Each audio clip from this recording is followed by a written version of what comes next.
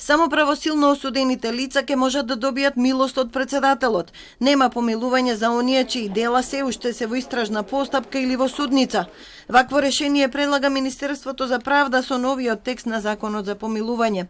Председателот Стево Пендаровски, чиј представник учествуваше во подготовката на текстот, го поздрави ова решение како исполнување на неговата заложба за исклучување на аболицијата од правниот систем.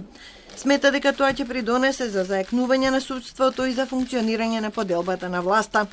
Конечно е вклучена заложбата да се оневозможи правото на шефот на државата да помилува лица за кои е во тек истражна или судска постапка, а нема правосилна пресуда.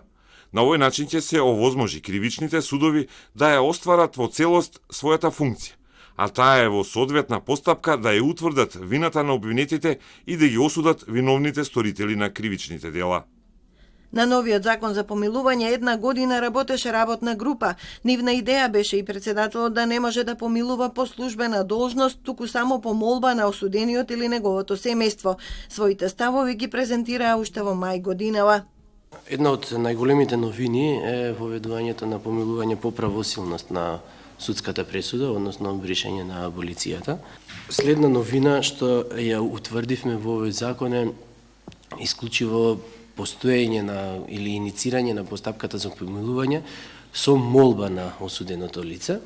Значи немаме помилување по службена должност. Не заборавајте дека имавме повеќе пати не еднаш скандалозни ситуации во кои што луѓе беа помилувани, па излегуваа политичари, ајде да бидеме најпрецизни, политичари, не беа тоа овие обични криминалци, политичари беа помилувани и за да си ја заштитат после политичката кариера излегуваа и викаа дека против нивна волја се помилувани, малтене некој со пиштол им стал на глава и ги помилува.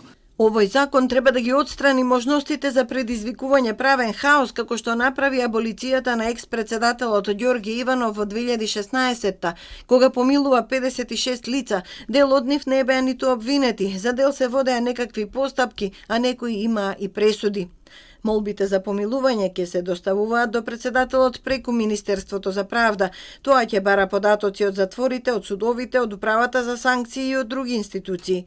Во правда нема да има ниту комисија, ниту тричлено одделение кое како досега стручно ќе ги разгледува молбите. За судбината на сите молби годишно ќе биде составуван извештај што Министерството ќе го доставува до собранието најдоцна до 31 март наредната година.